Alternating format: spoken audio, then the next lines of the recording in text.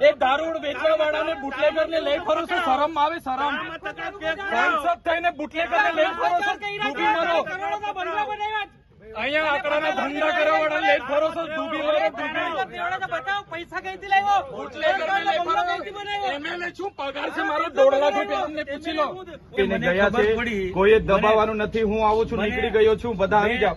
એટલે હું કેવા માંગો છો? હું સાબિત કરવા માંગો છું? તમે ટીડીઓ ને ધમકાયા હશે. હા, તો તમે મારા પર છે ને પુરાવા સાથે ફરિયાદ કરો. એમને મેં ધમકાવા હોય ને, હું માણિક મેળવું છું. હા, એટલે મેં એમને ધમકાવ્યા હોય.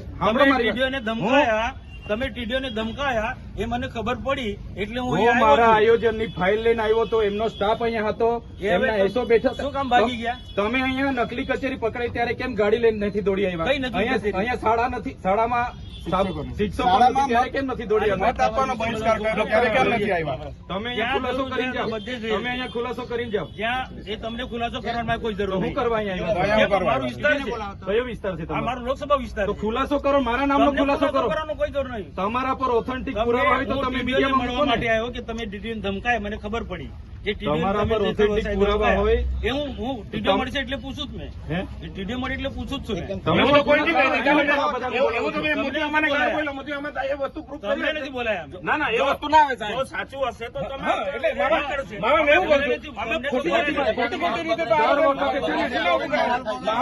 માહોલ ડેડિયાપાડાનો માહોલ બગાડવાની વાત નહીં કરવાની.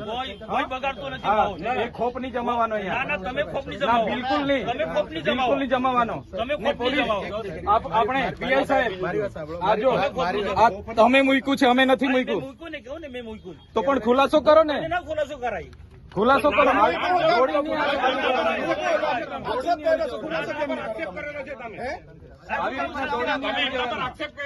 બધામાં તમે દોડીને આવી જાવ છો.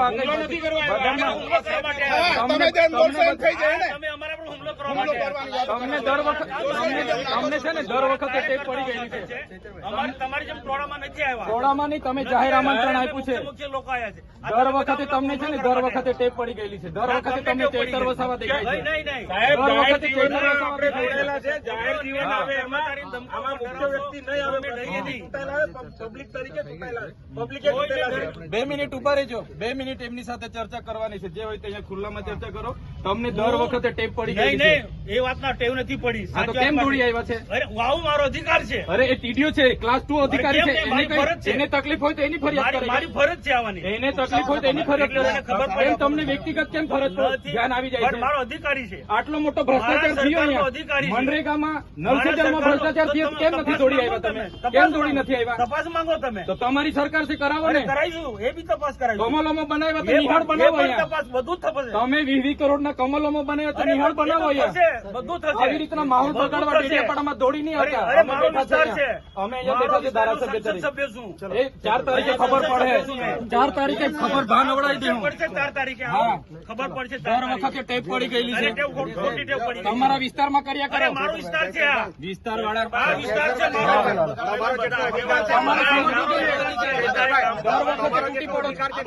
બંધ કરો. તમારે સમજવું, દર વખતે તૂટી પડો છો. ભાન આવી જોઈએ તમને. હું લોકપ્રતિનિધિ છું. સાંભળો, હું ધારાસભ્ય છું.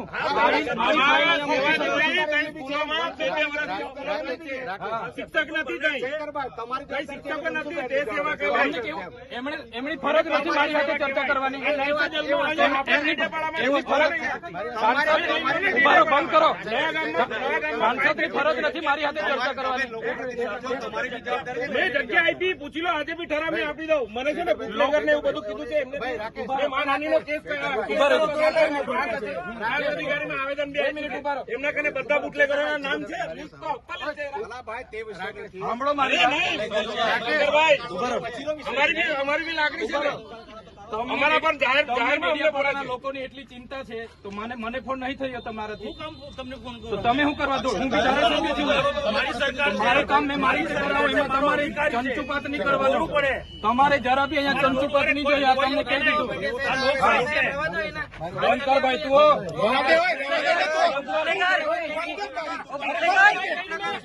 ઉપર દારૂ વેચવા વાળાનું મારે સંભાળવાનું. દારૂ વેચવા વાળાનું મારે સંભાળવાનું. ગાડા ચલાવવાવાળા દારૂવાળાને મારે સાંભળવાનું છે. આ દારૂ વેચવાવાળાને મારે એનું લઈને ખુલાસો કર. કેજરીવાલ ખુલાસો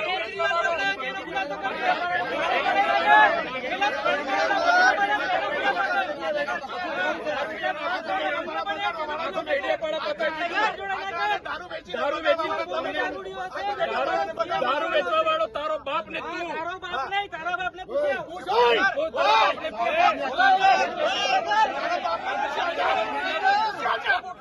દારૂ વેચવા વાળાને સમજાવો. આ દારૂ વેચવા વાળાને સમજાવો. દારૂ વેચવા વાળાને સમજાવો. કોણ સાવકાર છું? બોલો. અરે મેં એના જેવા દારૂ નથી વેચતો. ડી ક્વોલિટી નો દારૂ મેં નથી વેચતો. ડી ક્વોલિટી નો દારૂ મેં નથી વેચતો. મારે કોઈ આગળ ધંધા એ દારૂ વેચવા વાળાને બુટલેગર ને લઈ ફરો છો. શરમ આવે? શરમ? સાંસદ થઈને બુટલેગર ને લઈ ફરો છો. ડૂબી મરો. કરોડોના બંગલા બનાવ્યા. અહીંયા આંકડાના ધંધા કરવા વાળા લઈ ફરો છો. ડૂબી મરો. દેવડા બતાવો, પૈસા કઈથી લાવ્યો? બુટલેગર ને લઈ ફરો. એમએલએ છું, પગાર છે મારો 1.5 લાખ રૂપિયા. અમને પૂછી લો. હું સંસદ સભ્ય છું. તારા જેવો બુટલેગર નથી. ડી ક્વોલિટીનો દારૂ વેચીને બંગલા બાંધ્યા છે સાલા. વિસ્તારમાં લાગે છે. તારા જેવી તો બહુ ટોપી આવી ગઈ. અરે છે અમે.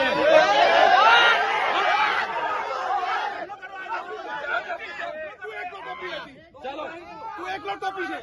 આ બધા ટોપીઓ છે. ખુલાસો કરને આવ્યા છે. ખુલાસો કરવા આવ્યો છે મારા પર. ખુલાસો કરો. આવો ને પાછો. આ ધારાસભ્ય ડેડિયાપાડાનો માહોલ બગાડવા દોડી આવે છે દર વખતે. અમે 500 લોકો છે. 500 જણા આવો ને. 500 જણા આવો. ચાલો મેં આવું. ચાલો ચાલો પાછળ જો. ચાલો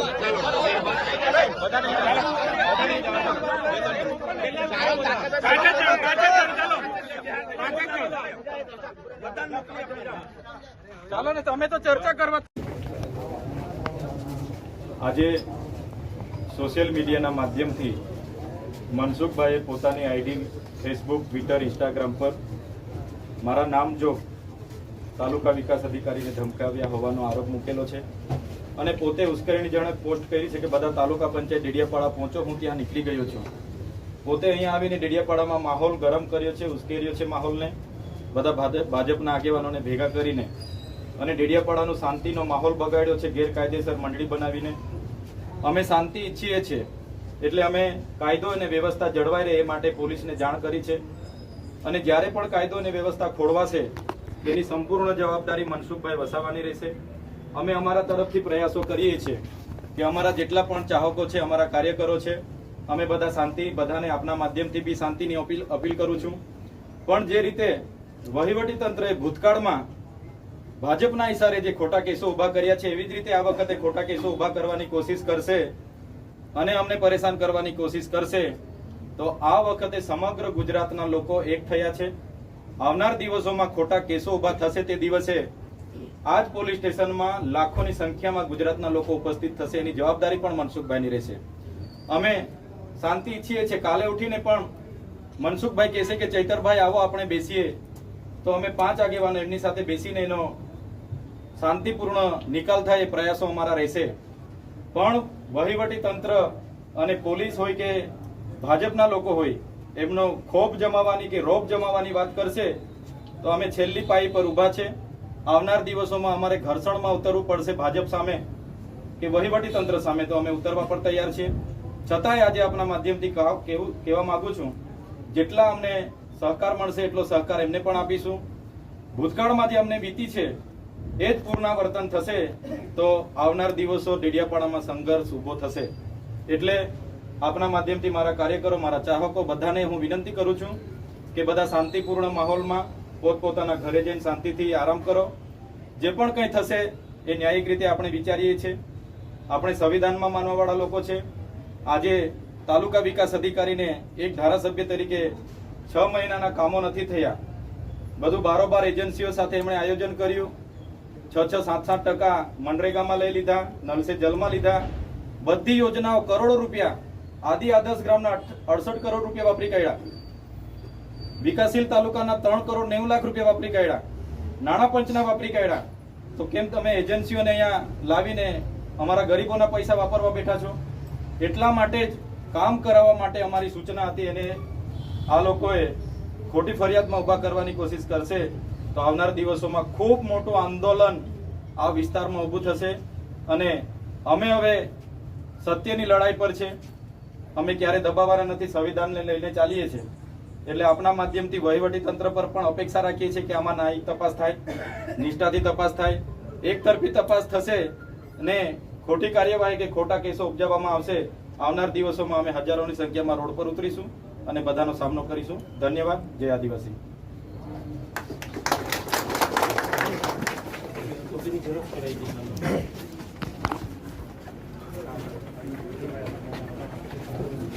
ચાલો બધા શાંતિથી હવે